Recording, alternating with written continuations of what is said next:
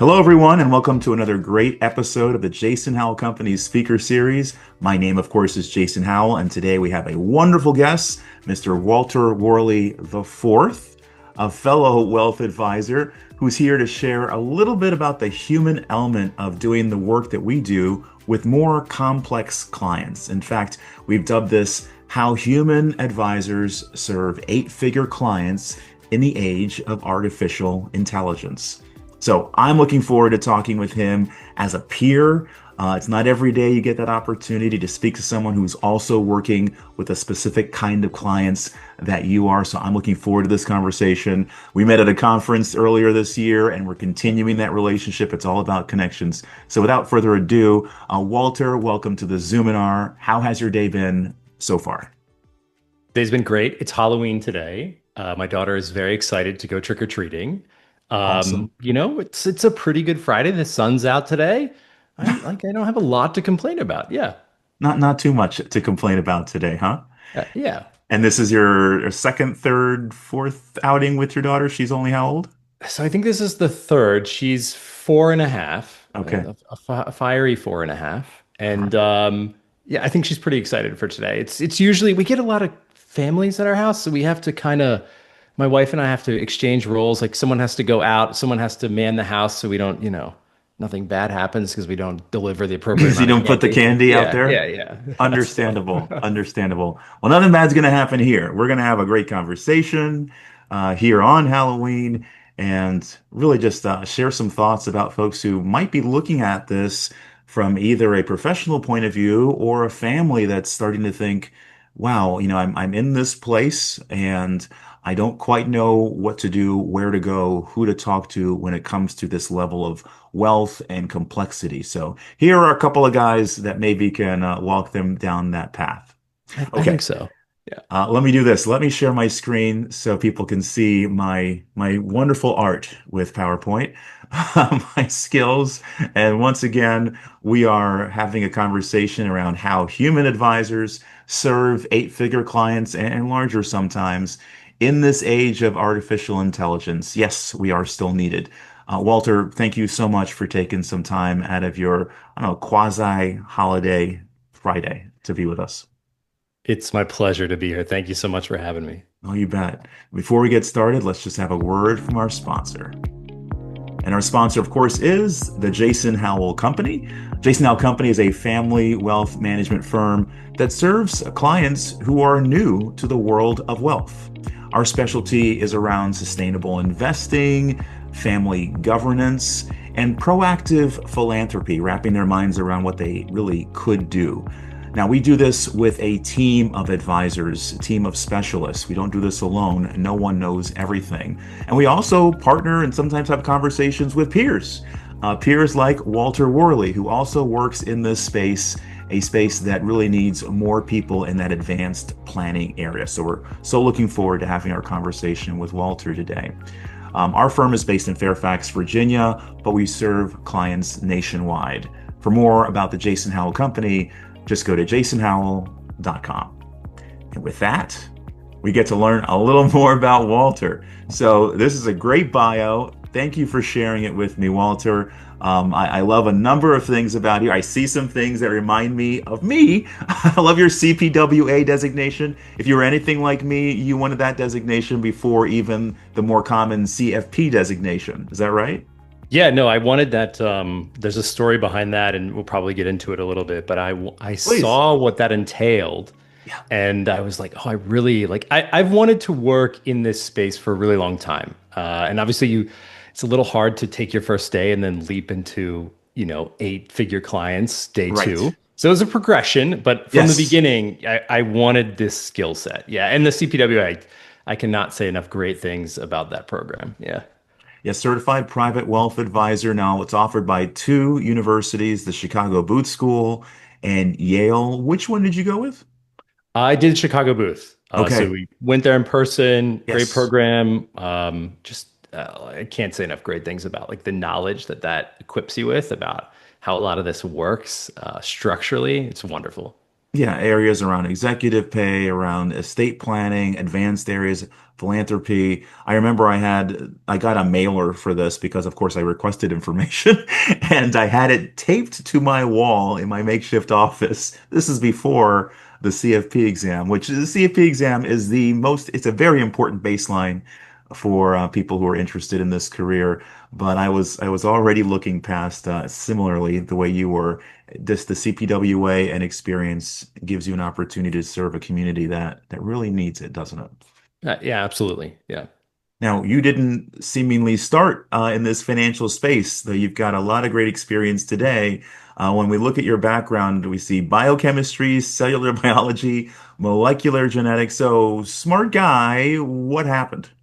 Yeah, I wanted to be, I mean, I thought forever that I would go down the traditional path of becoming a physician. And I was, I mean, still like biological science is fascinating. And so I studied that in undergraduate and I took the MCAT, the medical school entrance exam, and Yeah. I didn't do as well as I wanted to. Ah, And so I fascinating. was kind of like recouping from that and trying to decide like, what am I going to do? I said, well, I need to build my resume. So I went and worked in a lab at Johns Hopkins, supporting clinical research. And I kind of lost the luster to go back down the path to retake the entrance exam. I think it was a lack of focus in my young life. And so I took a pause from that. Okay. And then I ended up coming into financial services because my father was an advisor for 28 years. Walter And he Worley the third, the perhaps? third, yeah. There we go. Now the picture is coming together. I begged him for years, let me come work for you. Really? Let me do this. And he Really? obviously was like, you need other experience. I want you to take your own path. And then he called me one day. I was driving down Route 66 in Virginia, headed I know into where that is. Washington. I Yeah. know exactly where it was. And he's like, I think I need some help. Like, would you be interested in joining me? So we worked together for 7 years, and Wow. then I bought his practice. He's happily Wow. retired. Yeah. Wow. So it was like a really great joy to work with your father. It was like one of the best experiences of my life for sure, and a wonderful introduction to the business. You know, I get to effectively meet clients right away, full exposure to, total operations for, serving clients from the very beginning. So I was very fortunate. Yeah. Well, congratulations on multiple counts. Number one, for being a part of a business that was thriving and taking it to another level. But really, number two, on a personal level, being able to spend that quality time with your dad within his expertise. And by the way, not tear each other apart. Like, that's amazing.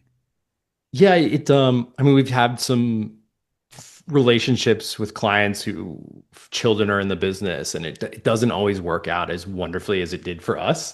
Right. And it wasn't without its moments for Sure. sure. Sure. Of course. Yeah. Of course.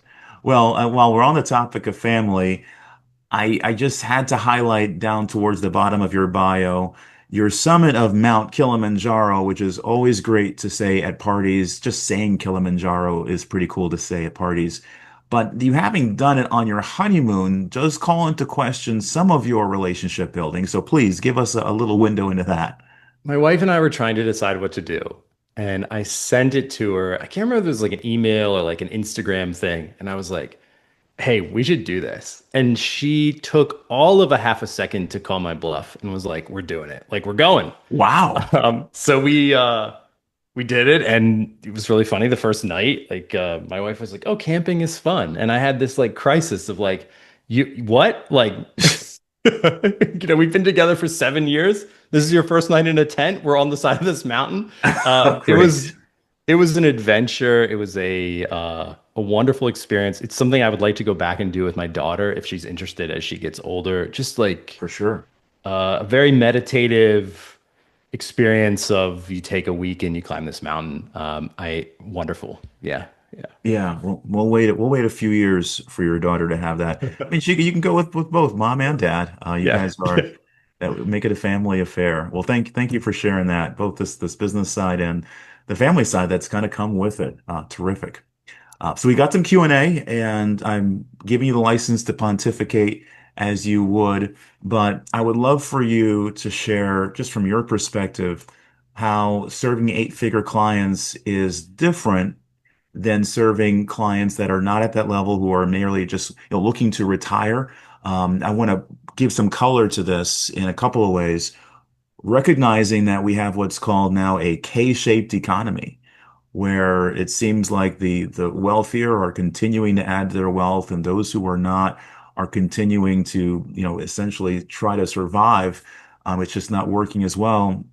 It's an awkward time to be in the wealth management space and see both of those. But we met because I was speaking at a conference around eight-figure clients, and you happened to be in the audience, and you happened to have a client that was about to experience a liquidity event.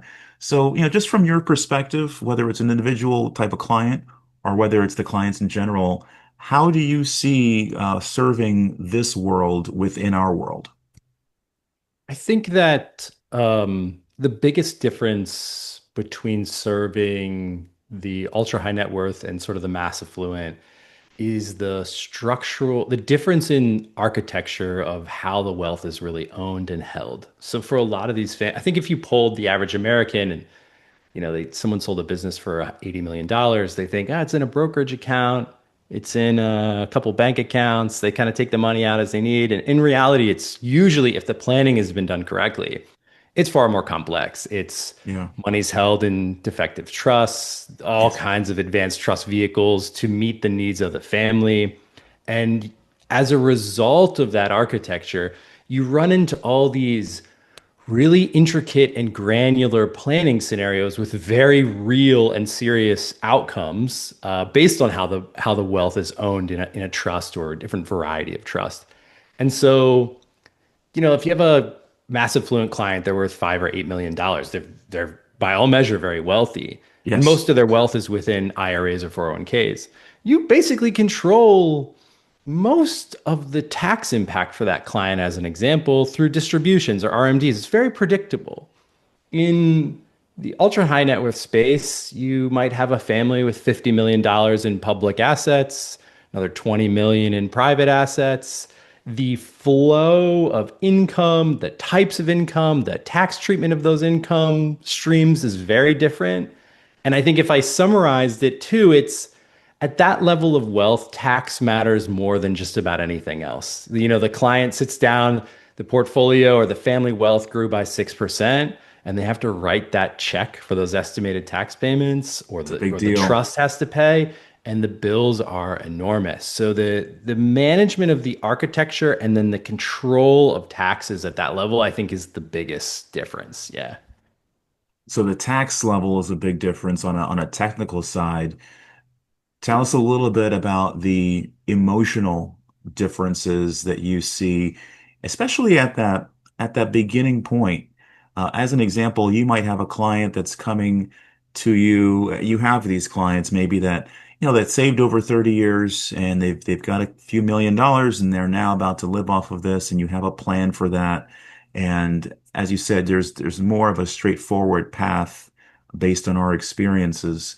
But when you have a client who has this so-called liquidity event, they've sold their business, they've sold some land, they've inherited some money, that moment is different from the other. Describe a little bit of how you navigate that, how you put your arms around that client, that family, and take them forward. Yeah, I think the simplest or maybe the shortest answer that maybe is actually more complex than simple is listening, actively listening, engaged listening in terms of what the client is telling you directly and indirectly about their experience with money and wealth. A lot of times, the families who sell these businesses, they are sort of first generation to wealth. They carry a lot of the habits from, I grew this business from nothing. I'm very Yeah. frugal. One of my biggest clients will tell you he has two pairs of shoes, and like um he carries these habits with him about money into this new world that he's Yeah. basically joined, with new terms and new relationships and new social structures.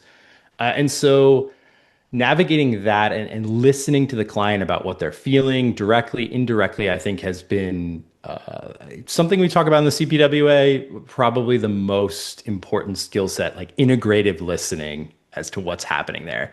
And because that's also like you have a family who goes through this liquidity event, and then like their experience as the founder or the primary person in the family differs a lot from like, say, their kids Yeah. or grandkids who are now also experiencing this event, thinking about the impact on them, etc. So just trying to take that in is, I think, the most important thing we could do. Like, it's great to have like the strategy and the architecture and the tools and the deliverables, but that is probably the biggest difference in setting them up for success is like really paying attention to the soft things and the engagement early on. So No, thanks. thanks. Yeah. Yeah, that's really, I think that's helpful for people to hear. And I know we're going to touch on this topic later of AI, but that's the reality that that stickiness is the part that it can't be outsourced by a spreadsheet or by a bunch of numbers in a chatbot that's interpreting words. It's just there's a little more to it than that, and Right. you've seen that, and I get that you've seen that. Well, let me go to this other question that we have. Remember, we met at the conference. I was speaking to this topic. I would love your response to this one. What did you have to do as a professional to prepare yourself to serve eight-figure clients and beyond?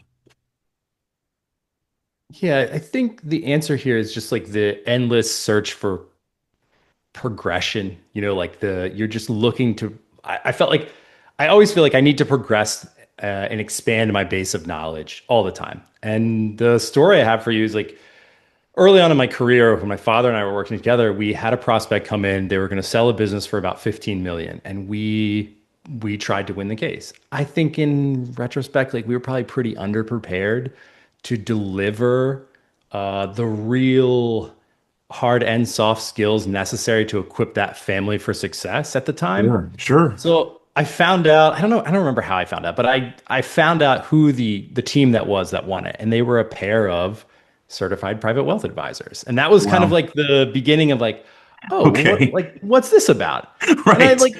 I like designations are interesting. I get them for myself. I don't like I don't know that they necessarily have ever helped me win business, but I went and I looked at their profiles and I was like, these two are obviously like they're really well equipped. And like I totally understand why we didn't win this business. Yeah. And that was the progression of like, I want to go get the CPWA. I Yeah. want to have an understanding of the very complex estate tax, asset protection requirements so that you can serve a family with eight figures safely and appropriately. You're not committing malpractice by not addressing things. Right. And then the second phase of that is like I have some good relationships with some high net worth estate planning attorneys, like one of which is a very close friend. And the ability to call on that relationship from time to time. Hey, I've read this trust. This is what I see. This is what I want to ask the client's counsel. What do you think about this? How would you handle that? That relationship is also paramount because it gives you kind of like a safe space to ask Yeah. the question that you can't Google that, you can't chat GPT that. Like you need in practice how a lot of this works in the textbook versus the real world. Having that relationship to kind of bridge the gap there, very important. But I'd say like if I was gonna start over, I would do CPWA all over again. I can't say enough good things about it. I owe them a testimonial. In fact, they've Well, asked me to do you're it. giving them one. The Investments and Wealth Institute are going to be, if they hear this, they're going to be very happy to hear it, for sure, because I'm an advocate for it as well in a sad way. I was just so interested. It was the same kind of thing. You see that curriculum and you say to yourself as a professional, man, if I knew this stuff, wow, Right. I'd admire myself, kind of that way. Well, you mentioned the estate planner, and although we end up studying estate planning, both in the CFP program and then in an advanced way in the CPWA program, we're still not estate planners. And it's so helpful, as you mentioned, to have a partner out there, a strategic partner who knows this stuff because it's what they do. Besides an estate planner, what are the other members of your, team of advisors that you might wrap around a client family? Yeah, I mean, certainly we're always looking for really high touch accounting CPA support that I think the difference between this and sort of the mass affluent space is that we need to have good, fluid, dynamic communication with those partners, particularly the estate and the tax department, more Yeah. so than we do in the regular cases, because the families are dynamic, their decisions are changing, and based on how the wealth is structured, like we can't do it all ourselves. We need the legal input. We need the expert accounting advice on the back and forth here. So it's sometimes we'll bring the relationships that we trust to the table. Other times it's integrating with, what the client and the families had in place. We're never trying to unseat like an incumbent relationship unless we just think like, hey, you right, we're not considering everything here. Why don't you get a second opinion? But Right. usually it's estate tax, some asset protection for sure, and then appropriate investment implementation. Like that's probably the four core groups of professionals that I'll wrap around myself to bring the deliverable to the client. If that makes sense. Yeah. It does make sense. And there's a word you use that I think gets overlooked a lot in our business, legal. In our business as financial advisors, number one, the advisory exam, the license, not even the letters after our names. I remember when I got that book, it's like a Kaplan book, and this was like the law advisor exam or something. I thought that was cool. I'm like, oh, I can't wait to pass that little test because this is like the law part, and I really respect the idea of law, and just how certain it can be. This is from a former accounting major, so I just really appreciated that. But law comes up in this space, in that eight-figure plus space, a fair amount. You mentioned both estate planning attorneys, and you mentioned CPAs, tax is law. And so when you really think about some of the high level important things that are not too typical, is getting that law right, getting the law right when it comes to distribution to family members and future generations, current lifetimes, and then getting that law right on what is required to pay the US government and the state government, and if you're so beholden, also a local government, Right. to ensure that you are keeping in compliance with this new wealth. So thanks for highlighting the law part because not enough of that is really front and center for folks. Yeah, I think you want to, I mean, like Yeah, at the please, risk please of go ahead. going on about it, like if you're a business owner, you own a business that's, let's say it's worth $50 million or $80 million, you're going to sell it. So you're Hmm. getting ready to go through the sale process.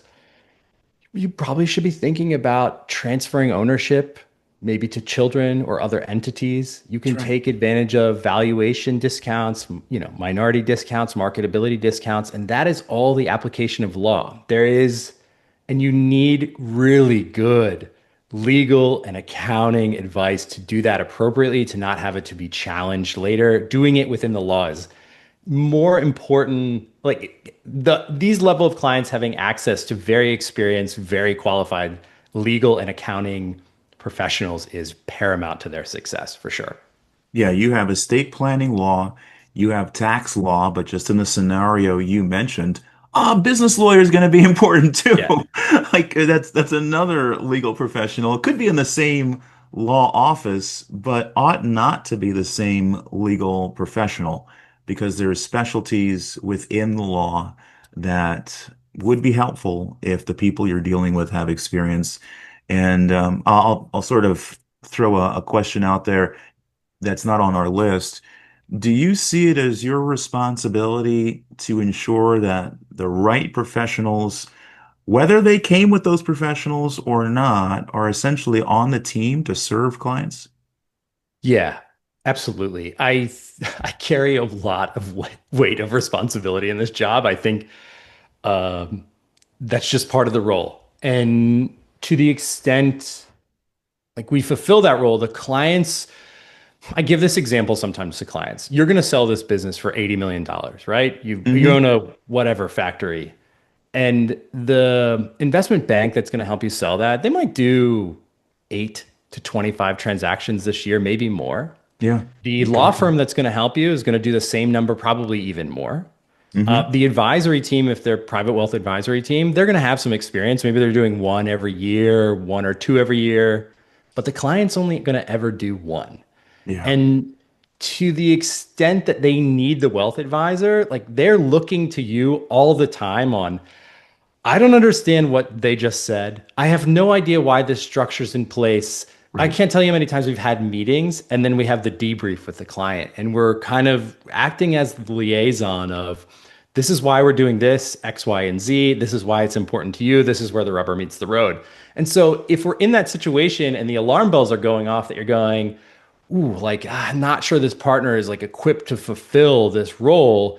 I Yeah. take it as it's our responsibility because if we don't correct that, then we run the risk that we go down this path that we can't turn back from, and it may not be optimal for the family. So I like it's up to the family to hire those roles, but I kind of look at myself as like the guardian for them, and I feel a lot of weight ensuring that we're doing the right thing and they have the right people around them. Yeah, and this is exactly why we had to study all the stuff, not because we're going to be actually doing estate planning or doing, tax preparation work and delivering it on April 15th or something. It's because we also need to help translate to the client since we have that longer term relationship as opposed to the transactional side that others on the team might have. And it is a responsibility. And if you like that, then you can definitely be in the space. Yeah, I think you need to, like, once had a professor through CPWA say, you need to be able to have a seat at the table and be competent at the table. Like, you don't have to write the trust. You're not going to prepare the tax return. You might not even manage the investments yourself, but you Hmm. need to be able to have the appropriate oversight to say, this is going correct, or I think this is off track and we need to adjust here. Because at the end of the day, the family is going to look to you and say, hey, like this, if this didn't go well, like what happened here? And you need to be sort of ahead in the game to bring those issues up. Yeah. 100% agree. Well, how do you see technology, since we're talking about the age of AI, um, technology and AI affecting the way you serve clients? And do you see AI as a competitor or as a teammate? I have like a lot of mixed feelings about AI. My wife works in this industry, is very close to it. She will often say that AI years are like dog years, like 1 year of progress in AI is like 7 traditional years of technology progress. And it's just unbelievable the things that are available and coming. And so it does give me pause from time to time. Like I have definitely lost sleepless nights of like, what is all this wealth advising practice going to be worth in 20 years? Like, how is this going to shape? And really like, what's my daughter's generation going to think of? And what's going to be their trust in machines versus people? And we could have a whole podcast on that. I think Probably. if we put that aside, I think in the interim, it helps, obviously makes us more efficient and it might be able to extend our reach. I kind of look at my a practice as I think of it like a really nice hotel. It's the Four Seasons, it's the six senses of wealth management. We do not have 5,000 rooms. We're not going to have Yeah. 500 families. We're going to have 100 rooms, maybe 50. And Yeah. if we can't deliver the experience we delivered to our first client, to our next client, that tells us we can't really take on any more clients. We're going to stop right there. We have to be committed to the standards so that every family has a good experience working with us because we're not trying to be the biggest. And I look at AI as sort of like it's a very junior operations person right now. Mm. Like it Mm. can help me with low risk, repetitive tasks. It's not yet ready to process those high risk, low reward things we have to do from time to time, which are, sometimes even frightening. Like but you got to do these things. But AI is not there yet. But I think what it can do is if it helps us reduce the workload, we might be able to extend our reach a little bit, take on another couple families, a few more progressively than we otherwise would have ever considered. Because the ability for it to aggregate, bring information to the lead wealth advisor that's relevant and actionable is really amazing. I do worry that it may limit the role for some junior associate advisors because in the beginning, that's effectively you're working to equip the lead wealth advisor. You're sitting in the meeting, you're working to make a great outcome for the client, and the AI tools are doing a great job of that. I still think that at the end of the day, like you sit down with some of the families and like at least this generation, they're not typing into a chatbot to ask them what to do with their defective grantor trust and how to No, manage they're it. And not. even if they got the answer, I don't feel like they'd be confident implementing it. So there's still going to be a role for associate advisors. There's still going to be a role for people, but I think in the interim, it's making us more efficient. And I'm sure you'll hear that resounding around the country. I would have to imagine. Yeah. It sounds like that to me, and that's what we're seeing. The opportunities for efficiency are there. The opportunities for scale can be there. Not an opportunity for replacement in the same way that, TurboTax isn't going to replace, all the high-end CPAs that we have to work with to get things done. It's very efficient for what it does, and Yeah. glad it's there. Glad it's there for Yeah. the community that we don't serve. Really, very much so. Well, I could take all day with you having conversations and talking shop, but I would love to just hear more about your firm and you and what you sort of see coming overall. You're in Annapolis, Maryland. So you're not too far from where I am. As far as I'm concerned, we could split all of the eight-figure clients throughout the area and take care of them all. But how do you define success for yourself? And you can tag in there for your clients. I think the clients is I'll dare I say is the easier one to answer. For them, it's equipping them with confidence, confidence to achieve the lifetime generational objectives that they want. I want my money to last for 200 years. I want to start the foundation. I want to buy the second house. I want like whatever those goals are. I want them to walk into that meeting or press that button or do whatever that thing is that's now or 5 years or 10 years down the road very confidently with no concern about the outcome. If I ask the clients, how do you think we equip, like, do we deliver on that? I would love to know. I mean, but we're obsessed with trying to just continue to deliver confident, multi-generational decision making to grow and preserve wealth. For myself, it's probably a lot more complicated. I love running a business. I look at the financials and the AUM and you wouldn't be in business if you didn't look at that. But what gives me great joy is we will go to the ends of the earth to rip out tools and technology and replace them to make the operation more efficient, to make the deliverable to the client better, to create Mhm. better outcomes for the client and the family. And so like I just like that process. And so to set the scene, like it'll be the end of this year, it'll be like mid-December. We'll put the Christmas tree up, put some holiday music on the office, and I'll recap. What do we do? What do we change? And then compare that with what are we looking at doing and changing for the next year. And as long as I see progression in what we're doing and how we're delivering it, I get a great deal of joy out of that. And I even like I worry like, what am I gonna do if I get to retirement? Like how will I fill this need to optimize and refine in these revolutions? That's what brings me the most joy is just working on the business.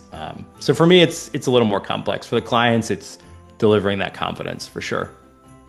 I often say I'm either working on my family or someone else's family. It's not a bad way to live your life, is it? Yeah, no, it's not. It's definitely not. It's a very fulfilling. It can be tedious, very stressful from time to time, but it's a great job for sure. Well, I am happy that you are out there. I know that wealth has grown for a certain group of people over, especially since the pandemic, over some of these years. What hasn't grown are the number of advanced advisors. And when you find a peer who is doing some of the same kind of work that you're doing, You appreciate it, you admire it, because I know what it takes. I know the team of people that you're having to navigate and work with and communicate with. And, sometimes you're at the top of the food chain and sometimes you're the admin assistant Right. trying to get people together and put schedules together. So I definitely honor the kind of work that you're doing. And, I look forward to bumping into you locally and nationally again, probably at another conference. Yeah, it was great to connect with you at the conference. I really appreciate the opportunity to be on today, and yeah, I look forward to collaborating. I mean, we've had a great relationship collaborating so far, and I look forward to continuing that. Yeah. Walter Worley, the fourth CPWA, CFP, AIF, president of his own firm, W1 Wealth, took it over from his dad and is doing really great things. Thank you so much for being here today. Thanks for having me. And with that, we yield the balance of your weekend.